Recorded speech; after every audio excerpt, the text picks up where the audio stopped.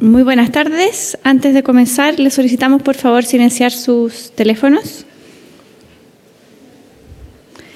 La Unidad de Vinculación con el Medio de la Facultad de Ciencias de la Universidad Austral de Chile les da la bienvenida al ciclo de charlas de la Facultad de Ciencias. Saludamos a quienes nos acompañan esta tarde, académicos, estudiantes y público general. Esta tarde contamos con la participación del destacado académico Luis Miguel Pardo, profesor del Instituto de Ciencias Marinas y Limnológicas. El profesor Pardo es biólogo marino de la Universidad Católica del Norte y doctor en biología de la Universidad Laval de Quebec, Canadá. Es académico de diversos cursos de pregrado y posgrado, tales como Administración de Recursos Marinos Renovables, Biología de Especies Invasoras, Método Científico y Diseño Experimental, Introducción a la Oceanografía, Unidad de Investigación en Pesquería Bentónica, entre otros. Ha participado de numerosos proyectos de investigación, tales como proyectos Fondesit, proyectos del Instituto Chileno Antártico, del INACH, de la Dirección de Investigación y Desarrollo, de la DID, y proyectos FONDAP. Es uno de los científicos del Centro de Investigación en Dinámica de Ecosistemas Marinos de Altas Latitudes, IDEAL, que está centrado la base en la Universidad Austral de Chile. Además, es un académico muy activo, y me consta, en el apoyo de actividades de divulgación científica, tales como actividades del programa Explora de CONICIT. Esta tarde nos presentará la charla Manejo de Recursos Marinos pescando con pinzas. Gracias, Carla. Bueno, primero que nada, darle las gracias por la audiencia. Veo a varios de mis colegas, así que muchas gracias por venir. Lo que yo les quiero contar hoy día un poco es sobre cómo nosotros estamos manejando las pesquerías hoy en día, ¿ya? Y cuál es nuestro sesgo al manejar las pesquerías. Entonces vamos a hacer primero una especie de resumen de nuestro estado actual, cómo manejamos las pesquerías, y después algunos ejemplos en jaivas y en las pesquerías de cangrejo de cómo ciertos tipos de manejo selectivos son beneficiosos por un lado, pero también generan algún tipo de efectos indeseados, ¿ya? Y eso, lo último, es lo que yo me he dedicado los últimos 4 años, ¿ya?, de investigación. Finalmente, después que uno critica algo, tiene que dar alguna alternativa, y vamos a ver esa alternativa que está bastante en boga hoy en día en la literatura, ya incipientemente a lo mejor, pero en muy buena revista. Por lo tanto, es lo que se viene, esas alternativas que las vamos a dejar para el final, ¿ya? La alternativa al manejo tradicional. Me gusta a mí bastante partir siempre con esta imagen, que es una imagen ancestral. Ya mis estudiantes que han hecho los cursos saben que siempre parto con esta misma imagen, porque representa la esencia de la pesca, ¿ya? La pesca por milenios significó para la especie humana la adquisición de proteína animal de buena calidad, de ácidos grasos esenciales. Por lo tanto, era una pesca de subsistencia. Estos son anzuelos que se encontraron en Timor Oriental de hace unos 40.000 años, de 40.000 años. En el transcurso del desarrollo de las civilizaciones, muchas de ellas también tuvieron la pesca como centro de su actividad y como pesca de supervivencia, ¿ya? O sea, vivían de la pesca.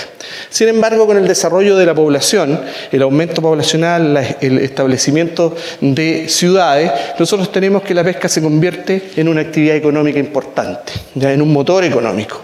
Y ese motor económico está basado en la extracción de recursos. Y aquí comienzan a lo mejor lo que se llama la problemática pesquera. ¿Por qué? Porque estos recursos son un bien común. ¿Y qué significa que sean un bien común? Que significa que es de todos, pero a la vez no es de nadie. Por lo tanto, hay una cierta paradoja, ¿ya? Este bien común es explotado por distintos tipos de actores, los pesqueros industriales, por ejemplo, las pesquerías de mediana escala y los pesqueros artesanales, en general pescadores, ¿no es cierto?, que tienen el rol de traernos este producto a nuestros mercados. En términos bastante estrictos, nosotros nunca pagamos por el precio que pagamos por un pez en el mercado fluvial no es el precio real que se paga por ese pez. Lo que estamos pagando es el servicio de traernos ese pez ahí al mercado, ¿ya? Y en ese sentido nosotros pagamos un servicio y no el producto. ¿Por qué? Porque el producto realmente es nuestro, es de todos ustedes, ¿ya? Sin embargo, todos los recursos que son comunes caen en algo que Gerald Harding en 1968 denominó la tragedia de los comunes. ¿Y qué es lo que es la tragedia de los comunes? Es que los recursos que son explotados, que son comunes de todos y son explotados, están destinados al colapso.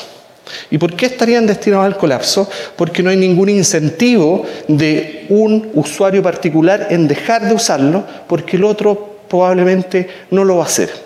Por lo tanto, es de nuestra naturaleza agotar los recursos, aunque suene un poquito brutal. ¿Ya?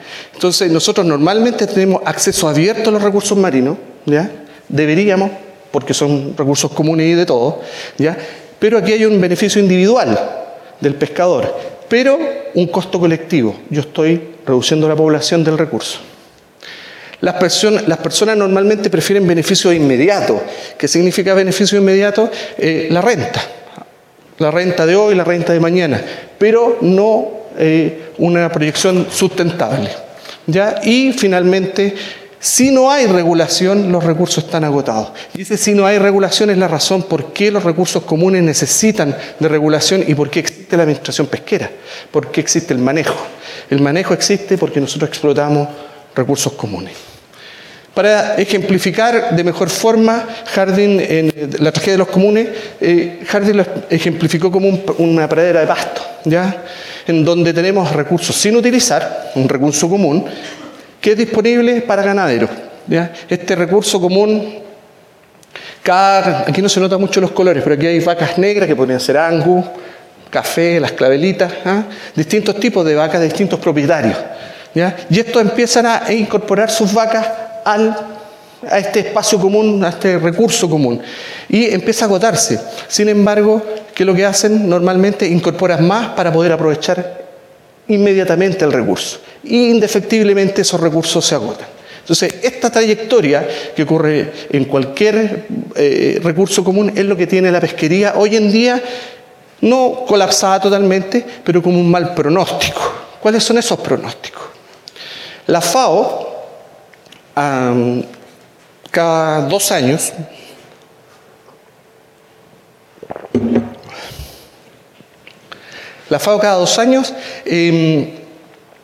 publica lo que se llama el estado actual de pesquería y acuicultura.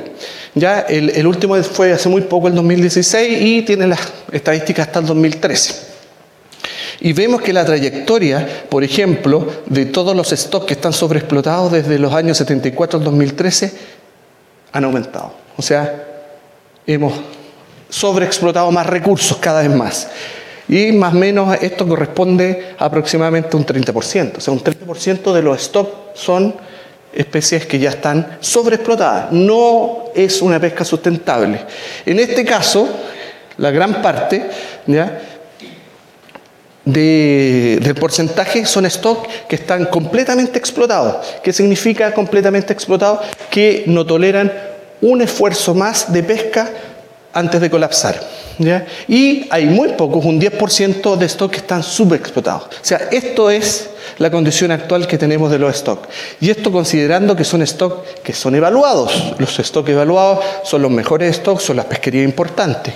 Y de los países normalmente desarrollados o en vías de desarrollo. ¿Ya? No tenemos mayor información de otros stocks o de otros recursos que no están dentro de estas estadísticas, que yo imagino que es aún peor.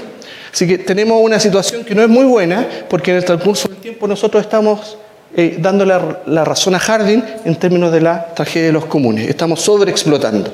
Pero Harding decía que sin regulación, y nosotros regulamos. Entonces también hay una contradicción. ¿Estamos regulando bien? ¿Estamos regulando mal? Al parecer no tan bien como debiéramos. Otro gráfico que es bastante inquietante que viene de esta estadística es la producción pesquera total, ¿ya? Aquí, si ustedes ven la captura en mar, ¿ya?, la captura total, lo que uno sale a capturar, está en color naranjo, ¿ya?, y lo otro en color azul oscuro, que es la acuacultura. La importancia de la acuacultura evidentemente ha aumentado en el último tiempo y se ve como una alternativa bastante viable a la extracción de proteína animal del mar. Sin embargo, la acuicultura tiene sus problemas en cuanto a los daños ambientales, así que y eso puede ser también parte de otra charla. Lo importante es centrarnos aquí. Si alguien ya lo vio y le llama la atención, es esto. Este plató desde el 85 hasta el 2014, que nosotros no somos capaces de aumentar nuestra producción pesquera, nuestras capturas.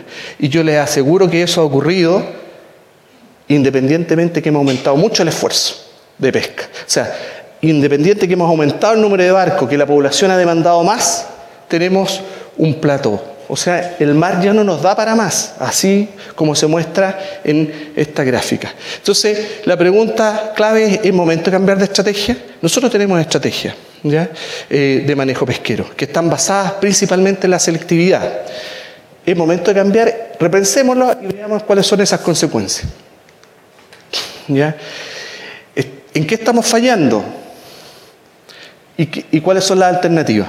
Son lo que viene un poquito ahora. ¿Cómo pescamos nosotros? ¿Cómo pesca el ser humano? Es altamente selectivo.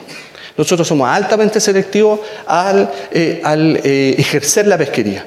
Por ejemplo, seleccionamos ciertas especies, seleccionamos ciertos stocks, o sea, ciertas fracciones de la población, no pescamos todas las poblaciones en la misma proporción, ciertos espacios, las áreas de manejo, es una selección de espacios, ya hay áreas libre de acceso y otras que están restringidas. Temporalidad, las vedas. La talla, siempre hay una talla mínima, uno normalmente no va a pescar individuos pequeños. Y sexo, en el caso de los cangrejos también tenemos cierta tendencia a pescar solamente un sexo, que son los machos, son más grandes que las más grandes, etc. Entonces, a este tipo de manejo se le ha llamado el 6S, ya por sus siglas en inglés. Y este es el tipo de manejo selectivo del cual nosotros hemos estado sujetos durante los últimos 50 o 70 años. ¿Cuáles son las consecuencias de este manejo selectivo? Si vemos, por ejemplo, en el caso de las especies, cuando seleccionamos una especie, ¿qué seleccionamos? Normalmente se selecciona las especies depredadoras. ¿Ya? Este es un gráfico que muestra el decaimiento de la abundancia de atunes del Atlántico. ¿Ya? Y vemos que ya hacia el 2010 no deberían existir atunes del Atlántico. De hecho, el trabajo lo que mencionaba era una extinción local. Pero en realidad las especies no se extinguen por las pesquerías. Lo que pasa con las especies se extinguen económicamente. Es tan caro ir a buscarlo cuando son tan pocos que la actividad se extingue, con un evidente detrimento de la condición económica de la gente que se dedicaba a esa actividad. ¿Cuál es el problema también cuando pescamos depredadores? Que podemos gatillar cascadas tróficas. ¿Qué son las cascadas tróficas? Son alteraciones de las abundancias y en realidad de la productividad en los distintos niveles tróficos. O sea, es como un castillo de naipes. Esto es un ejemplo de cómo nosotros hemos ido agotando los depredadores y vamos pasando a los distintos tipos de niveles tróficos. Acá tenemos un bacalao, acá tenemos una sardina y un camarón. Y esta es la línea de tiempo. O sea, el nivel trófico de nuestras capturas va siempre decreciendo. ¿Ya? ¿Por qué? Porque estamos agotando los depredadores y después estamos agotando los intermedios y terminamos con los niveles tróficos inferiores. Esta es otra consecuencia de nuestra selectividad. Nosotros seleccionamos una especie y cuando colapsa, pasamos a la siguiente. Colapsa, pasamos a la siguiente. Esto se llama agotamiento secuencial y es a través de la cadena trófica en muchas ocasiones, ¿ya? Y genera evidentemente una alteración de toda la comunidad, no solamente de la especie que está siendo capturada. Cuando seleccionamos una especie, a veces el resto lo descartamos. El descarte es un problema mundial, ¿ya? Y siempre hay algunas medidas para evitar el descarte, aparte del bycatch, ¿ya? Pero esta biomasa se pierde, porque realmente cuando se devuelve al mar como descarte tampoco se aprovecha. Yo no estoy para nada de acuerdo con la pesca de arrastre, soy uno de los enemigos acérrimos de la pesca de arrastre porque tiene un daño ambiental. Pero si no fuera por ese daño ambiental, esta proteína se podría ocupar, ¿ya? O sea, cuando nosotros tenemos una pesquería focalizada en una sola especie, tenemos el riesgo de perder biomasa útil. Otra cosa interesante es qué es lo que quiere un pescador. cuando está pescando, ¿qué quiere sacar este pescador? Quiere sacar el pescado más grande que pueda, ¿no es cierto? Y si es más grande que él, mucho mejor. ¿Por qué? Porque nosotros estamos seleccionando siempre por tamaño, igual que los cazadores. El cazador siempre va a seleccionar por tamaño. Los pescadores hacen lo mismo. ¿Ya? ¿Y cuáles son las consecuencias que tiene esta selección por tamaño en la pesca? Este es un trabajo que evaluó la caída en la talla media de los peces a través del tiempo, del 75 al 99, en la costa atlántica norte. ¿Ya?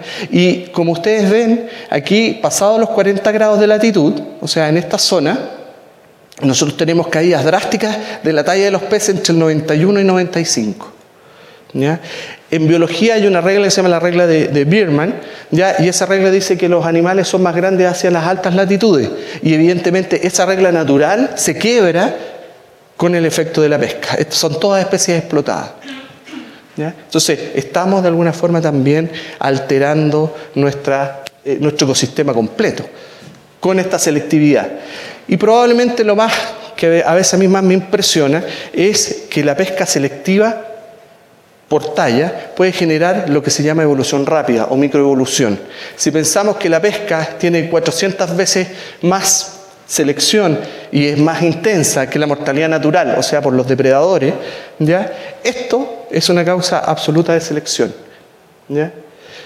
Y cuando uno selecciona, lo que puede hacer es eliminar un tipo de fenotipo particular, en este caso los organismos grandes, y que se ha demostrado en varias especies, ¿ya? Y en varios estudios, cambios significativos en la madurez, en la talla corporal, ¿ya? El aumento en la fecundidad como respuesta de las especies, etc. En las tasas de crecimiento. O sea, nosotros en pocas generaciones podemos ver lo que se llama evolución, que uno podría haber pensado que solamente los procesos evolutivos ocurren en millones de años. No, la pesca ha gatillado evolución en muchos de los recursos que han sido intensamente explotados, pero seleccionados por talla. ¿Ya? Entonces, ¿cuál otro rasgo nosotros seleccionamos? Es el sexo. ¿Ya? Y eso a mí me llamó la atención, el tipo de pesca que nosotros tenemos en pesquerías de jaivas en Chile y en el mundo en general. ¿Ya? Así que yo en los últimos años lo que he hecho es investigar cuáles son los efectos de esta pesca selectiva por talla y además por sexo en la biología reproductiva de las jaivas. ¿Ya? Primero, ver que los crustáceos en general han aumentado su importancia en la pesca, ¿ya? A nivel mundial. Tenemos acá, por ejemplo, en la barra gris, en los 90 era una fracción bastante menor y esa ha adquirido importancia con el tiempo. Y esto tiene relación con estos cambios secuenciales de pesca. Cuando se agota un recurso, se hace el switch y se va a los crustáceos.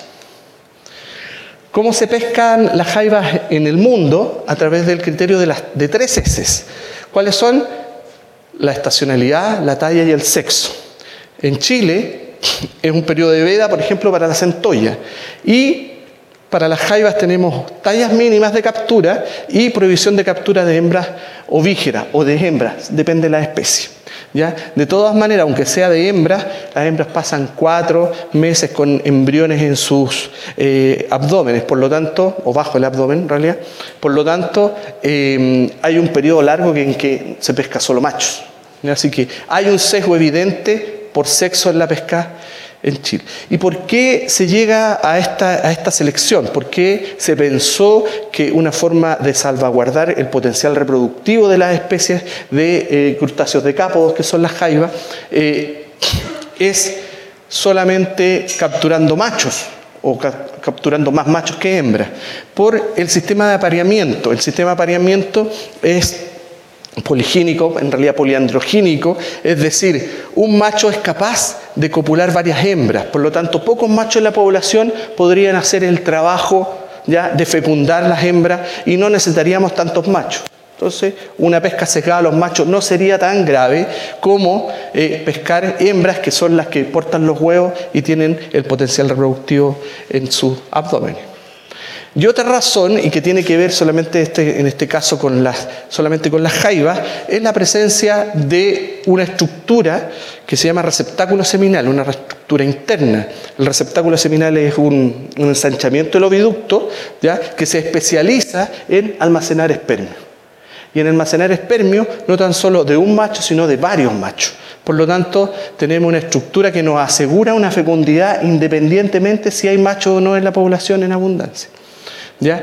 Esta estructura es tan eficiente que se ha calculado que existen espermios viables que pueden producir fecundación hasta en 2.5 años en Metacarcinus eduarsi, una de las jaivas muy similar a la que tenemos acá, pero en el hemisferio norte. Entonces, pocos machos podrían fecundar muchas hembras y además las hembras son capaces de almacenar los espermios. Por lo tanto, tiene cierto sentido cargar un poco la pesquería y seleccionar machos en la pesca.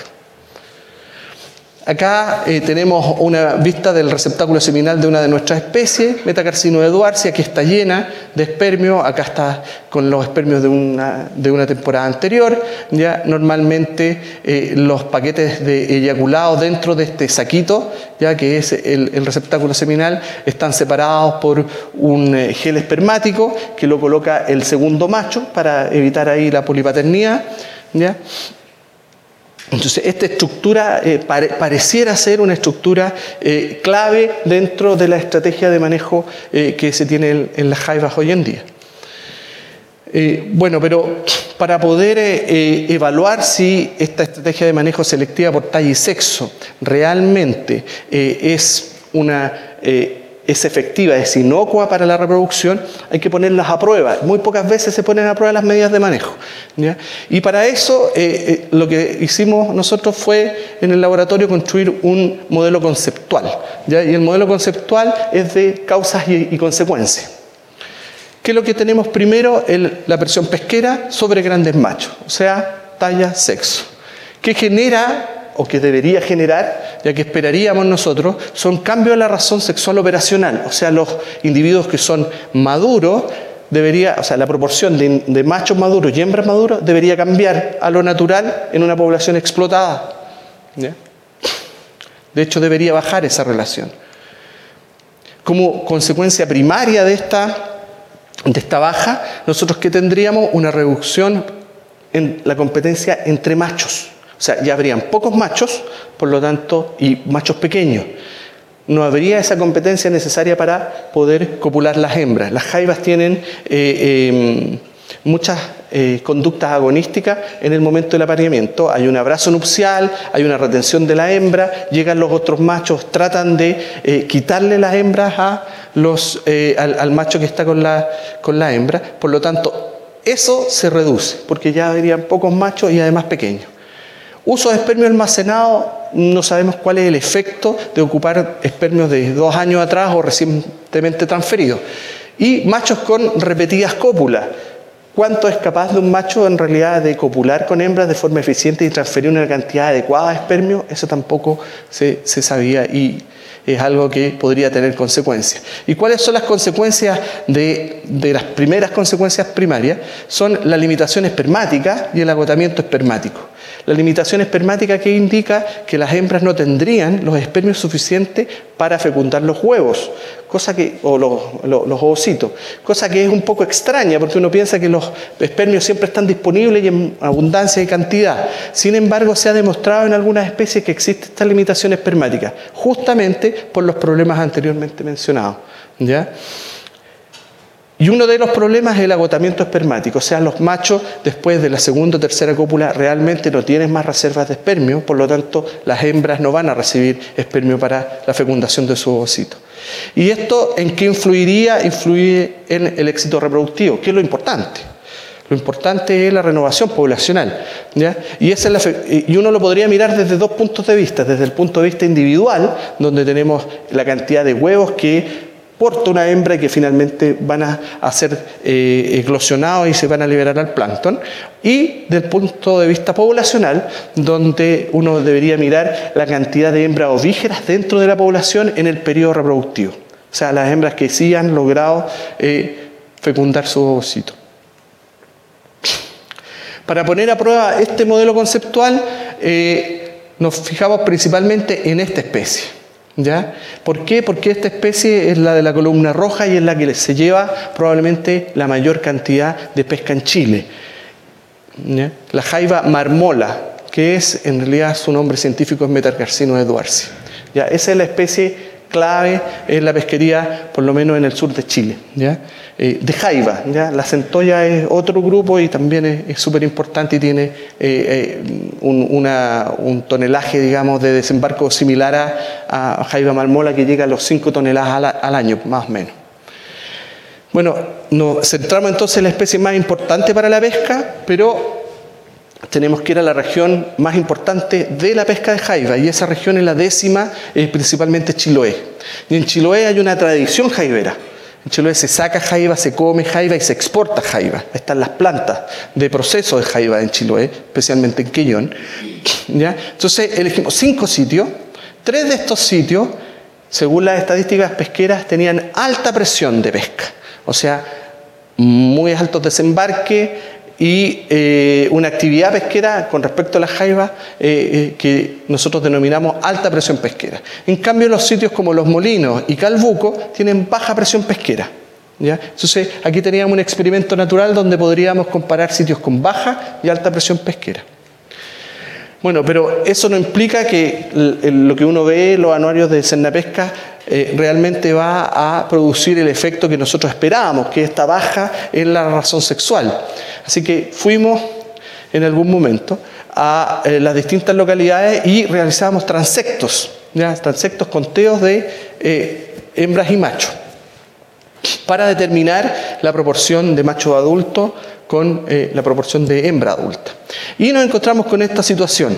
Primero, se extraña que haya muchos más machos que hembras en Los Molinos que en Calbuco, y más o menos la misma cantidad o menor en la zona como Ancud, Dalcahue y Quellón, que son zonas de alta presión pesquera. O sea, la primera parte de nuestro modelo conceptual está siendo de alguna forma confirmado con el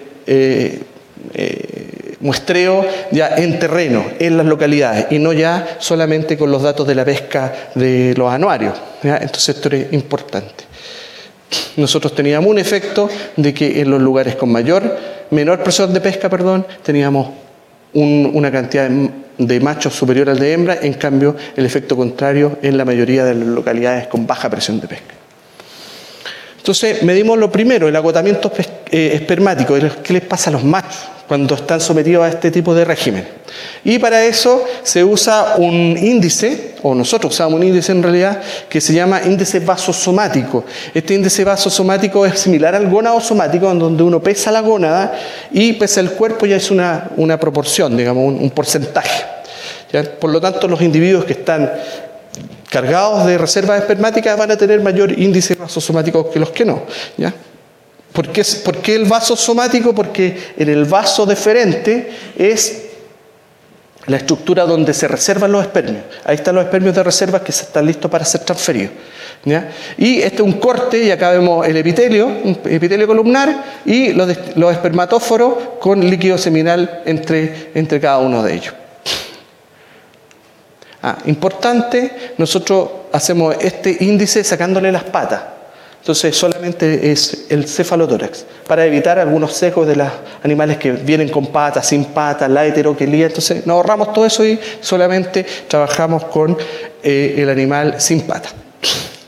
Esto fue lo que nos dio Los Molinos Calbuco, un índice vasosomático bastante alto, y Ancud, Dalcahue y Quellón, un índice vasosomático bajo. Nuevamente teníamos el efecto que esperamos en el índice vasosomático. O sea, podríamos hablar de que existiría agotamiento espermático. Realmente no podemos hablar de que existe agotamiento espermático porque no sabemos si estos realmente son reservas a lo mejor eficientes. Entonces, para eso lo que hicimos fue en laboratorio, cópulas experimentales, y los individuos recién copulados también calculábamos su índice vasosomático, ¿ya? Y esto fue la media, y estos son los límites de confianza que teníamos de esos individuos. Entonces, ¿qué indicaba esta línea? Esta línea indica un individuo recién copulado, cómo está su vaso deferente. Y si uno toma esta línea como referencia, evidentemente aquí tenemos problemas. Estos individuos están en una condición subóptima, como que ya tuvieron ya una cópula al menos, ¿ya? No en el caso de los individuos de los Molinos y Calbuco. Entonces, de nuevo, esta pesca selectiva de macho parece que está afectando claramente a los machos en términos de su capacidad de transferir esperma. ¿Eso tiene relación después con la limitación espermática? Esa es la siguiente pregunta. Por lo tanto, ahí ya nos pasamos a la hembra. Y lo que veíamos en la hembra era la carga espermática, o sea, cuántos son los espermios y el tamaño del eyaculado finalmente que tienen en ese receptáculo seminal, en esta estructura tan especial. Y aquí lo que vemos son dos cosas. Primero, el número de espermios y después la viabilidad de los espermios, ¿ya? Porque puede ser que hayan muchos, pero estén todos muertos o sean poco viables. Y además, que es lo más importante probablemente, teníamos que ver la fecundidad. O sea, si después de todo esto teníamos mayor fecundidad en Dalcahue o en el CUT, quiere decir que no hay un efecto real sobre la fecundidad, que es lo que realmente importa.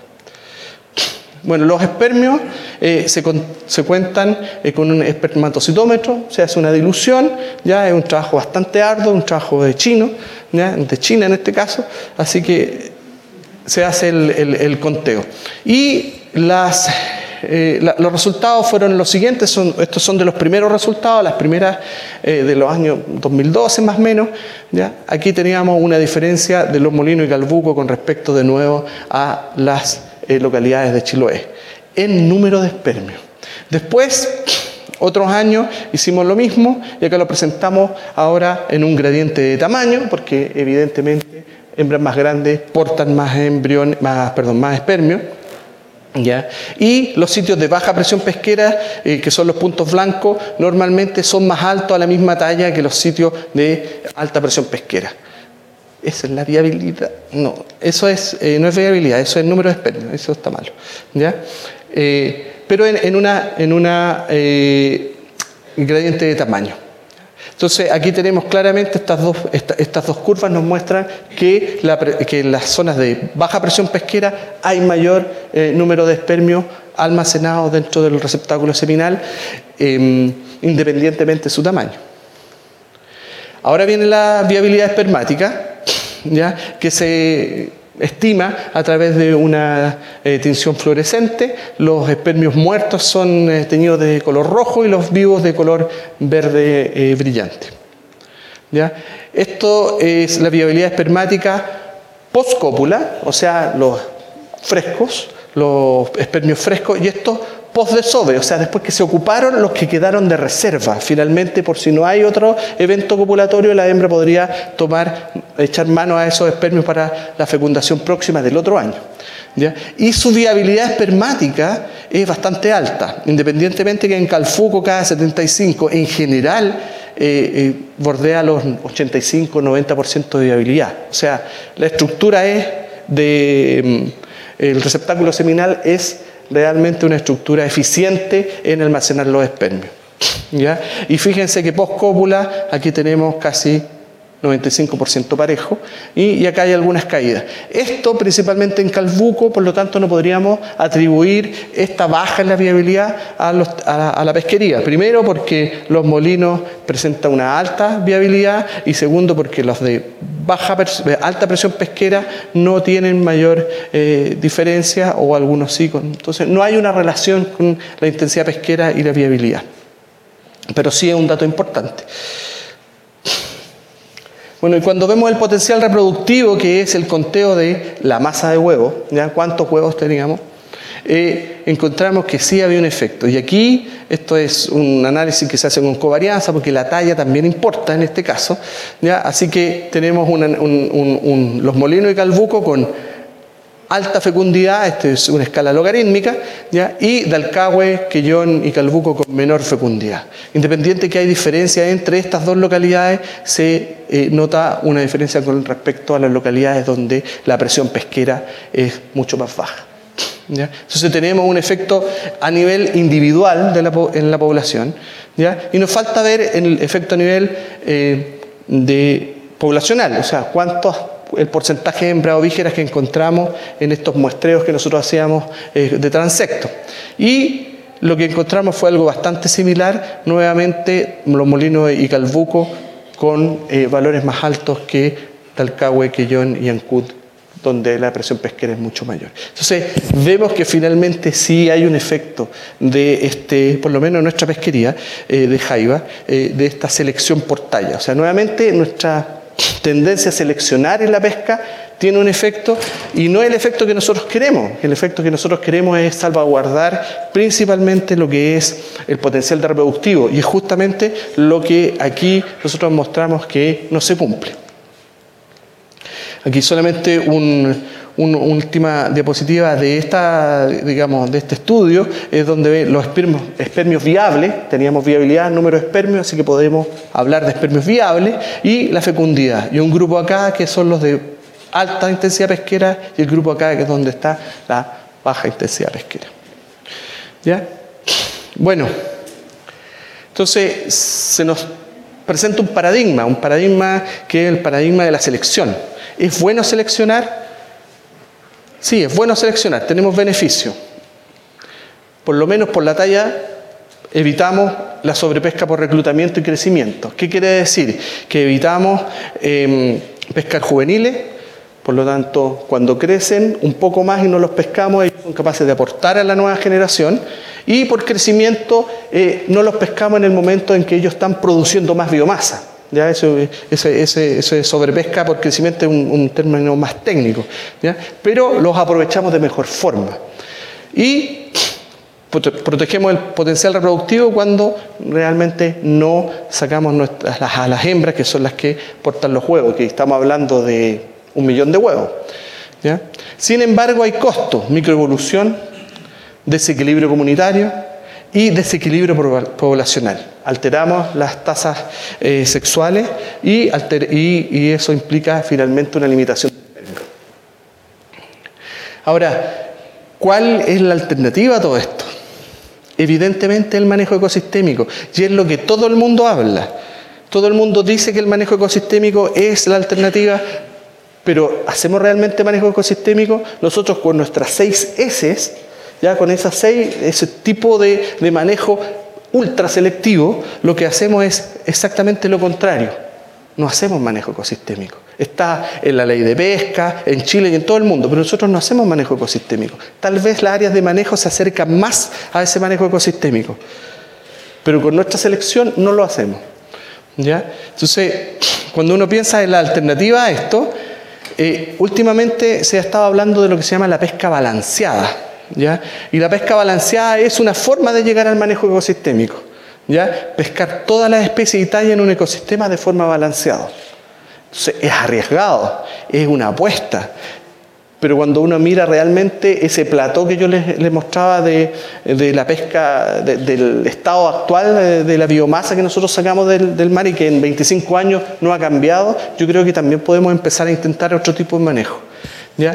Aquí hay una definición de la pesca balanceada, que es la distribución de la mortalidad por pesca de forma proporcional a la productividad natural de los ecosistemas. O sea, sacar un poco de todo, mantener la misma comunidad en la misma estructura, pero evidentemente reducirla. Nosotros lo que hacemos es generar una tasa de explotación, que es el porcentaje de la biomasa de la biomasa total que nosotros extraemos para pescar, sacar un porcentaje de esa tasa de explotación, y aquí hay un modelo que generaron el señor García, el doctor García, y indica claramente en estos modelos de productividad que al no ser selectivo nosotros vamos a aprovechar mucho mejor la biomasa, ¿ya? Tiene sus problemas, evidentemente. Es bien polémico el tema de la pesca balanceada, está ahora en la literatura, ¿ya? ¿Cuáles son los problemas? Que se necesita una evaluación de la productividad en cada especie para poder sacar la proporción, ¿ya? Y si tenemos problemas para calcular la productividad de una en las evaluaciones de stock, imagínense del resto, ¿ya? Esto debería ser en un sistema de pesca balanceado muy estricto, el control por biomasa. O sea, las cuotas de captura. Las cuotas de captura son necesarias, ¿ya? En este tipo de manejo pesquero serían claves. Si no se respetan las cuotas de captura, colapsaríamos no solamente una especie, sino un ecosistema completo, ¿ya? Y evidentemente no hay que olvidar que algunas especies no se pueden pescar. O sea, no nos vamos a poner a comer tortugas marinas a esta altura, ¿no es cierto? Entonces, habría que tener protección para algunas especies vulnerables. ¿Ya? Y así evitaríamos algunas protestas, ¿ya?, de las especies que sí son producto, o sí, que sí son objeto de esta superselección en la pesca en general.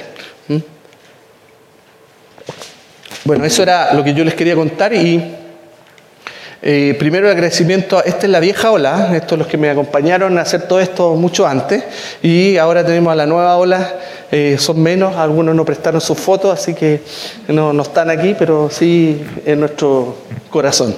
¿Ya? Muchas gracias.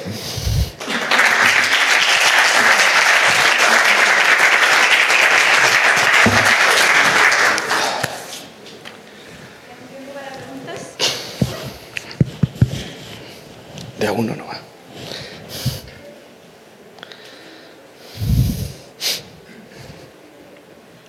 Iván. Cuando uno come jaiba, ¿qué es lo que estamos comiendo? ¿En qué es rica la jaiba? ¿En qué aporta la nutrición? Bueno, ¿Es algo que se hace por tradición o porque realmente nos gusta y porque no enriquece nuestra dieta? Bueno, es rica en colesterol, así que hay que tener cuidado. Pero bueno, proteína, nosotros nos comemos las musculaturas, normalmente comemos musculatura y tiene colesterol también. Los crustáceos en general tienen alta cantidad de grasa, por eso también son los preferidos en las dietas de los depredadores del mar. O sea, hay muchos organismos que son carcinófagos, porque en general los crustáceos son ricos en grasa. Proteína y grasa. Carbohidratos tienen casi muy poco, muy poco. Eso. ¿Leila? Yo tengo una pregunta referente a lo que dice de la selección sexual. Selección sexual, o sea, pero selección por sexo, porque la selección sexual... selección por sexo, sí. En el caso de la... Tú dijiste que los machos pueden copular con más de una hembra, ¿no es cierto? Y sí, que las hembras tienen este receptáculo que almacena espermios. Un receptáculo seminal. Por lo tanto, una hembra también podría... copular con más de un macho. Copular con varios machos, sí, ¿no es cierto? Y entonces yo supongo que tiene que haber algún mecanismo de selección postcopulatorio donde la hembra finalmente toma alguna decisión de cuál va a ser la descendencia. Sí. ¿Cómo eso también se afecta con la pesquería del macho? Sí, evidentemente. A ver, tiene dos partes, digamos, tu pregunta. La primera, efectivamente, esto es un sistema poliandrogénico, entonces hay, digamos, múltiples cópulas en ambos sexos, en una sola estación reproductiva. La hembra, a pesar de tener esta estructura especializada, tiene pocas opciones de poder manipular los espermios. En caso de los camarones, por ejemplo, donde el eyaculado queda externo, la hembra remueve el eyaculado cuando viene un macho, digamos, más grande o que tiene atributos fenotípicos más atractivos. No en el caso de la hembra en esta estructura interna. Nosotros lo que sí hicimos, por ejemplo, fue ver los niveles de polipaternidad en la masa de huevo, ¿ya? Porque pensamos en algún momento que también podría ser alterado por la pesca, pero lo encontramos con la gran sorpresa que no hubo polipaternidad en ninguna de las 5 localidades. O sea, pero eso también habla entonces de que hay una fuerte selección postcopulatoria en la hembra. No, habla de que el macho tiene unas muy buenas estrategias para ser el único macho, como un tapón espermático, ya que se coloca después de la cópula, como la estratificación de los eyaculados, como con geles espermáticos, ya, y como aumento de el abrazo postcopulatorio una vez que ellos han detectado la presencia de otros machos. Nosotros tenemos un video, nos grabamos ahí en Calfuco a la Jaiba, y lo que grabamos y después medimos es, por ejemplo, el tiempo que dura el abrazo prenupcial y el abrazo postcopulatorio. Y cuando el contexto sociosexual es desfavorable al macho, el macho tiene un abrazo prenupcial largo, una cópula larga y un abrazo postcopulatorio muy largo de protección. Pero cuando el macho está solo con la hembra, eso se reduce. Y cuando hay 2 hembras disponibles, casi no hay. Así es la vida.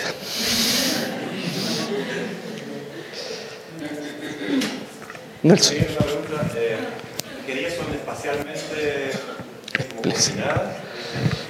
Sí, sí. O sea, la pesca de la jaiba se hace casi en un 80% o en un 70%, cada vez menos, hay más buzos porque cuando bucean hay dos tipos, la trampa y el buceo. El buceo es mucho más selectivo. El buceo sí que es muy selectivo porque tú lo ves, es el individuo grande y lo sacas. Y la trampa es selectiva por tallas, porque no pueden llegar con individuos bajo talla a puerto, aunque el último reporte son 70% de la pesca es bajo talla, pero en teoría no podrían. Entonces, las operaciones en Chile para la jaiba son bastante confinadas porque son viajes de un día. No como en el caso de la centolla en Punta Arenas, donde hay una operación, se instalan y hay buques o barcos de acarreo.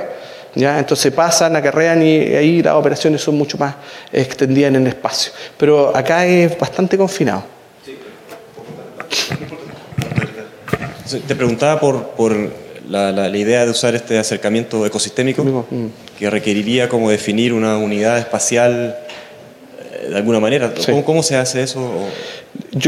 Hasta el momento no hay ningún tipo de pesca balanceada en ecosistemas. Lo que están haciendo es partir por las especies. Entonces balancean, ¿qué balancean? En la pesca en China de un tipo de jaiba, por ejemplo, se hace así. Y los chinos dicen que no hay efecto en la población. ¿Ya? Se hace balanceando por biomasa el número de juveniles y de adultos que tú sacas. ¿Ya? Entonces ahí hay un balance, hay una pesca balanceada, pero dentro de la población. Ecosistémico no hay ningún ejemplo. Por eso yo digo, hay mucho trabajo que hacer ahí, pero hay que hacerlo, porque los datos nos indican que vamos hacia abajo, o sea, cada vez tenemos más especies sobreexplotadas. No sé si dure mucho, digamos. Ya por edad primero. Ya. ¿Viste que me hiciste olvidar la pregunta? Problema de edad. Por la edad, vos. Problema de edad. Oye, Lucho, ¿hay alguna posibilidad de mitigar el problema de esta sobrepesca por acuicultura, por cultivo de capos? A ver, ¿Algún problema primero, muy grave? La jaiba en este momento no es un recurso que está sobreexplotado. O sea, tenemos las tonelajes son relativamente estables, los 5 toneladas. Sin embargo, evidentemente que hay que, por un enfoque precautorio, hay que tomar las medidas antes de que el colapso ocurra. Las jaivas, recuerdo perfectamente que llegó unos empresarios de Santiago, me invitaron a almorzar ahí a la Guzmán a proponerme justamente el cultivo de jaivas, porque habían visto que yo tenía varios estudios en eso. Y yo les dije que iban a perder plata, porque la unidad de jaiva es muy barata. No es como en el caso de la centolla, donde probablemente puede haber un mercado más interesante. ¿Ya? En cambio, la unidad de jaiba es muy cara. Entonces, sí, se pueden cultivar, pero una jaiba va a costar 20.000 pesos y nadie la va a comprar. Sí. Ya, y aprovecho la segunda pregunta. ¿Las áreas de manejo han logrado mitigar el problema en el sentido que los propios pescadores de un área determinada deberían centrarse en los ejemplares más grandes o guardar ciertos espacios físicos como de reservorio? ¿Existe Sí. O ese sea, manejo? las áreas de manejo tienen diversas evaluaciones. O sea, existen evaluaciones de áreas de manejo y tienen muchos beneficios. En particular, yo soy proclive a áreas de manejo, creo que es una buena medida. ¿Ya? Aunque tienen todas las características de ser un manejo ecosistémico, siguen siendo enfocadas en 2 o 3 especies, porque tú inscribes una especie en las áreas de manejo. ¿Ya? Pero esas especies, por ejemplo, el loco, se han mantenido estables. ¿Ya? El precio mantenido estable, eso tiene un impacto socioeconómico también. O sea, a nivel social local es importante, ya no la inestabilidad. Por lo tanto, sí son buenas medidas, porque además se han demostrado que tiene beneficios en diversidad y en exportación de recluta.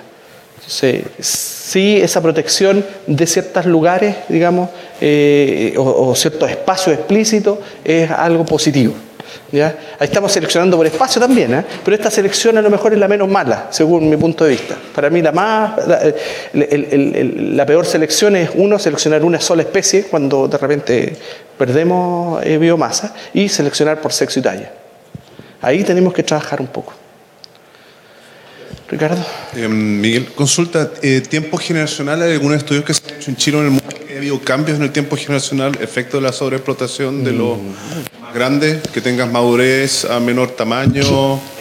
O sea, el tiempo generacional en sí no, pero sí las tallas de primera madurez sexual bajan. Por ejemplo, en merluza baja. En bacalao del norte bajan. O sea, hay estudios en peces en donde siempre bajan las tallas de primera madurez, producto, digamos, también de la baja de la talla. O sea, hay una conversión, una respuesta poblacional de la especie, biológica de la especie, a esa baja densidad. Y otra consulta, por la sobreexplotación y la cantidad de descarte que se está generando. Asumo que el descarte también es alimento rico para jaivas. Absolutamente, las jaivas comen de todo. Pero claro, depende, porque el descarte se hace en alta mar y ahí las jaivas, hay jaivas evidentemente abajo, pero no son las que explotamos. Sistemas productivos en mar interior de Chile, pensando que ahora vas a tener un mayor cantidad de alimentos, efecto de las salmoneras, mitiliculturas, lo que sea. Absolutamente. Tienes una fuente enorme de alimentos, que tengas también mayores tasas de crecimiento, efecto de... Sí. Una de las cosas que yo creo que en Calbuco son claves para tener los resultados que nosotros obtuvimos es que ahí hay bastante cultivo de chorito. Y evidentemente eso impacta en la reproducción. Así que ahí también puede haber una razón. Pero en general, y un poco uniéndola con la pregunta de Guillermo, de la acuacultura, o sea, a lo mejor aquí se puede aprovechar bien la jaiba en un policultivo, ¿ya? Donde la jaiba sea parte de las especies que de alguna forma biorremedian los fondos marinos en mitilicultura y acuacultura y salmonicultura.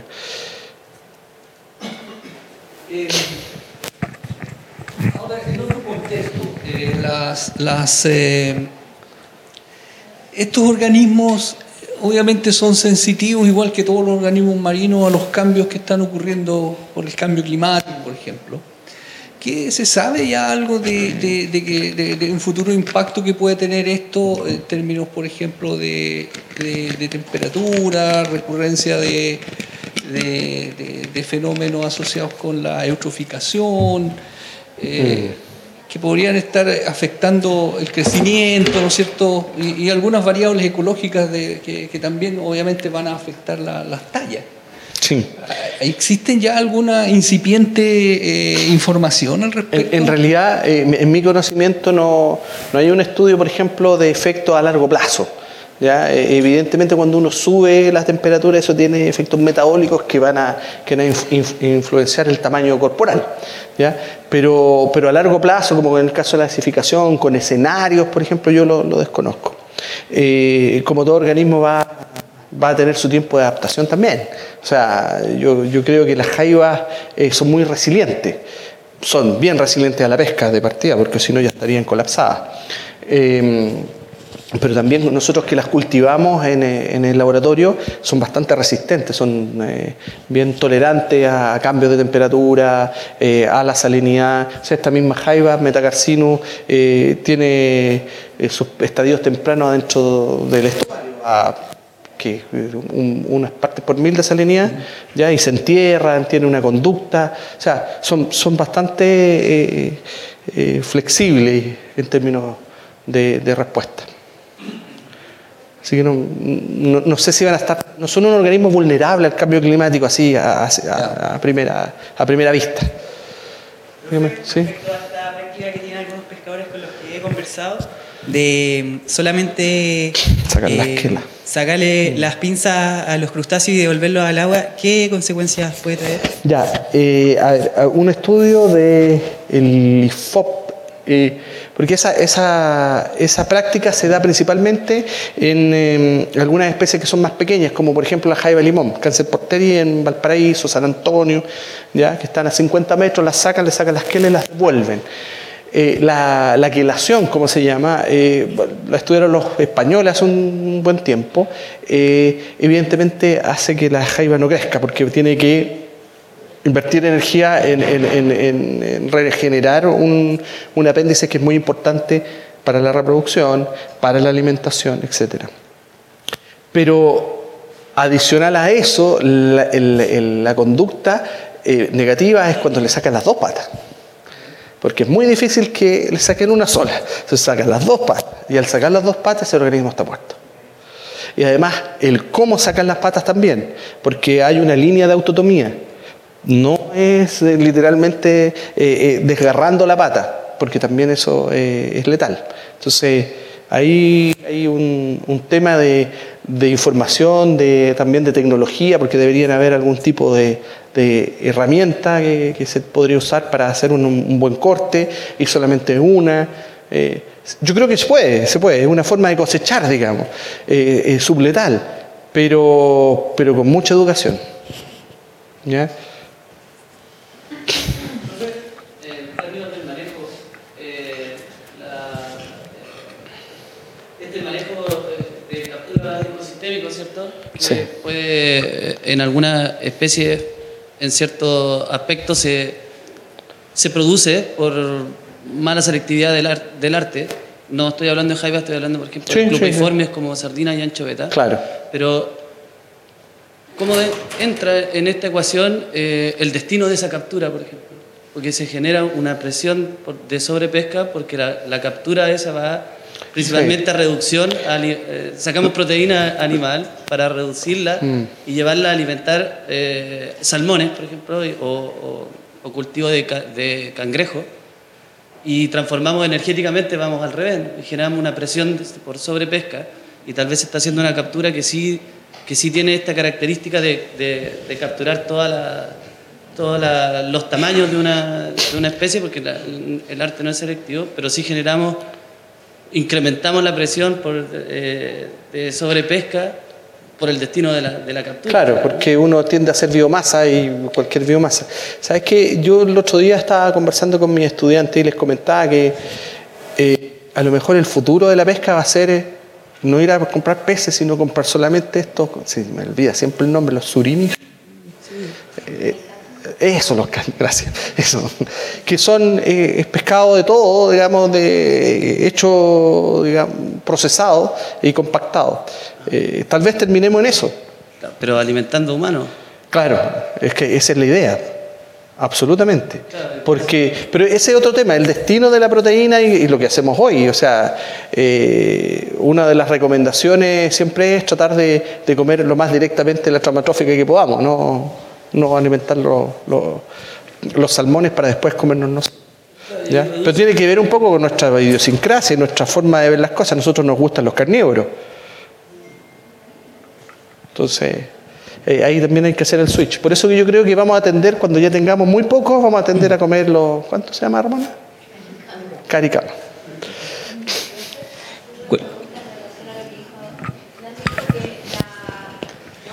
No, es que había alguien antes. ¿Había alguien? En relación a que las toneladas de desembarque se han mantenido a lo largo de los años, sí. ¿eso es por unidad de esfuerzo? No, ese es captura nomás. Es total. Es total. Por eso yo decía, eso se ha mantenido, pero estoy seguro que en 25 años el esfuerzo ha aumentado enormemente. Claro, es que en realidad no es como un indicador para decir, estamos bien. Claro. No, al revés, estamos mal. Sí, estamos mal. Estamos mal. Sí. O sea, hemos aumentado el esfuerzo y estamos sacando siempre lo mismo, porque ya no nos da más el ambiente.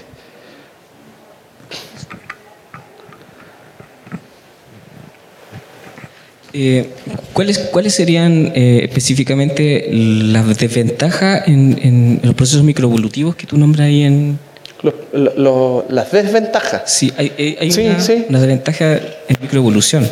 Porque yo tendería a pensar que no es un tema, digamos, no es menos importante, dado que nos estaría dando luces acerca de la sustentabilidad de los stocks o de, no sé, O sea, la reducción en la talla corporal, por ejemplo, implica varias cosas. Primero, reducción de biomasa disponible tanto para el uso humano como para el ecosistema en general, ¿ya?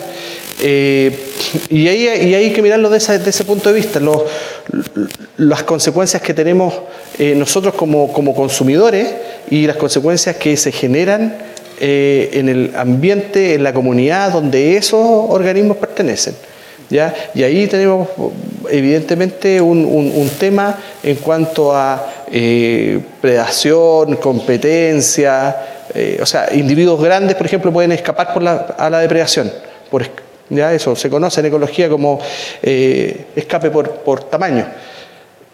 A lo mejor los individuos, cuando estas poblaciones se reducen tanto de tamaños individuales en los componentes poblacionales, a lo mejor ya no escapan y tenemos otro efecto y un switch. O sea, ese tipo de cosas pueden pasar si es que nosotros no tenemos una visión más holística y pensamos solamente en nosotros, digamos. ¿Algo más? Parece.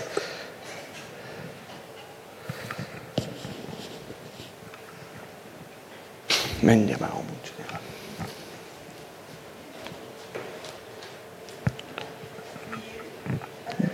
¿Sí? Profe. Sí, está Lisette y de ahí.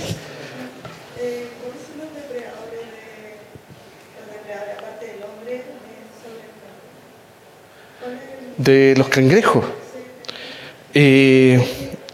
Mira, uno diría, no, en realidad las jaivas no tienen grandes depredadores, pero sí, yo creo que hay que mirar los juveniles, ¿ya? Todo lo que son los reclutas, los juveniles tempranos, son el piso de la dieta de casi todos los peces de roca, por ejemplo, en esta especie. O sea, los peces son casi todos carcinófagos, pero hay que mirar los juveniles, ¿ya? No la mortalidad, digamos, las tasas de mortalidad, si uno hace un gráfico con respecto al tamaño, bajan abruptamente, son exponenciales. O sea, después de cierto tamaño no son mayormente consumidos. Un lobo de mar, una nutria, pero eso es bastante menor en comparación a la depredación que sufren los juveniles, los estadios tempranos. Y en general, los juveniles de los invertebrados mantienen las tramas tróficas. Bueno, las algas y después los juveniles. Profe, ¿sí? Acá. En cuanto sabemos que es un recurso que está aumentando su potencial pesquero de aquí a cierta cantidad de tiempo, ¿cuáles son los manejos legislativos o qué hay en cuanto a la legislación de la jaiba?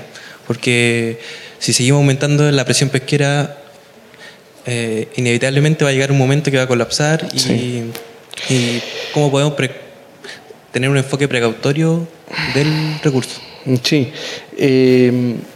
A ver, las medidas de manejo hoy en día para las jaivas son selectivas, son talla, sexo y no tienen estacionalidad, ¿ya?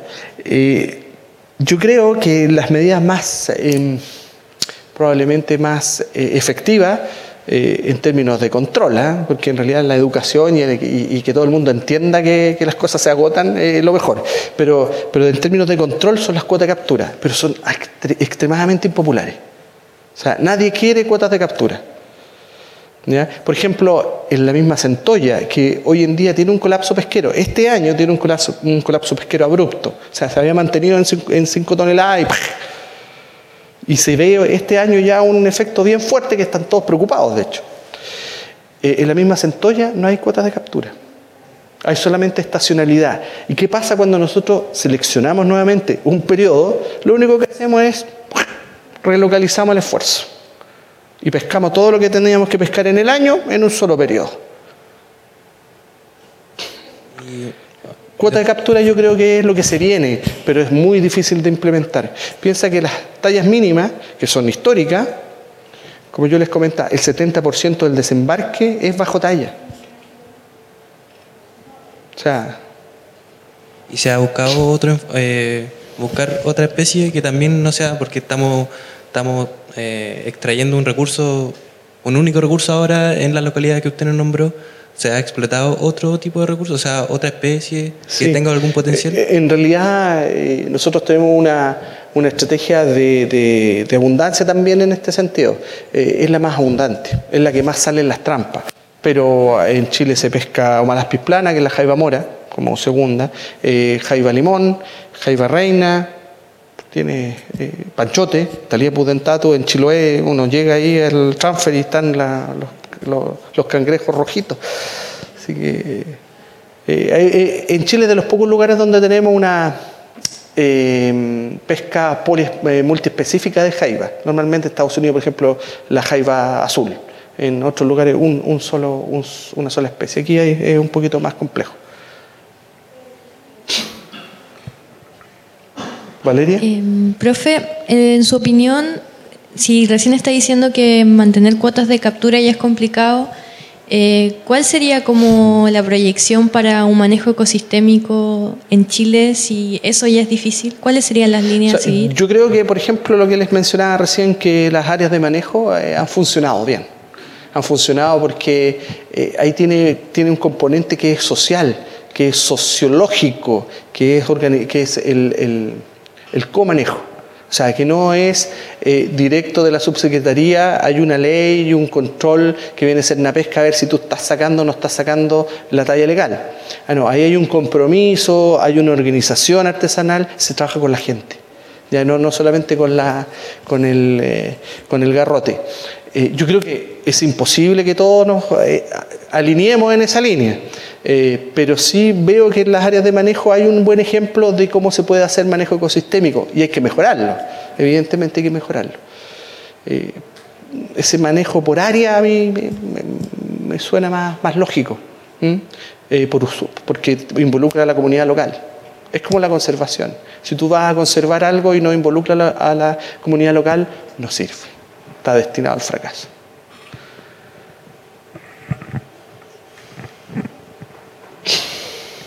Miguel, muy cortito, me quedo dando vuelta los rasgos de historia de vida y la implicancia sobre el potencial evolutivo. ¿Cuánto vive una jaiba y cuánto es su potencial reproductivo a lo largo de su vida? ¿Cuánto vive una jaiba? Depende de la especie. Esta especie, debería haber traído mi gráfico nuevo que tenemos, más o menos a los 4 años debería estar entrando a la fase, 3-4 años entrando a la fase adulta, y solamente por análisis modal, porque no hemos hecho de alguna forma análisis con estructuras duras, porque no tienen estructuras duras. Últimamente los molinetes gástricos está siendo utilizado para hacer conteo de edad, así que a lo mejor una línea de investigación que vamos a desarrollar ahí va por esa línea, pero solamente con análisis modal 5 años. 5 años. Ahora, si uno piensa que empieza a reproducirse a los 3 años, ya ahí pueden ser 6, tiene 3 o 4 puede ser batch de embriones. No sé. Sí, no sé. Es que, claro, depende, con un copepo no. Claro, depende el punto de vista. Pero eso en condiciones naturales. Sí. Pero tú puedes tener yo vi en algún lugar, en algún laboratorio que tenían un cáncer. ¿Ya? Que ya tenía como 25 años. Probablemente. Se movía poco. Estaba viejito. No hacía muchas cosas, pero estaba vivo. Entonces, ¿cuánto podría vivir si tú lo mantienes vivo? No te podría... Acabo de saber que hasta 25 años. No es lo mismo, no es esta especie. No, pero a ver, los invertebrados tienen crecimiento indeterminado. O sea, crecen y poco, pero crecen. O sea, no tienen un freno en su crecimiento. Yo me acuerdo en Canadá cuando hablaban de las langostas gigantes, ya que ya no hay, pero eran langostas que estaban por años, digamos, en el agua y alcanzaban tamaños mayores. No tengo una percepción de cuánto podría ser el máximo de longevidad en condiciones ideales, no. Pero el dato que me da me sirve porque siempre me lo preguntan.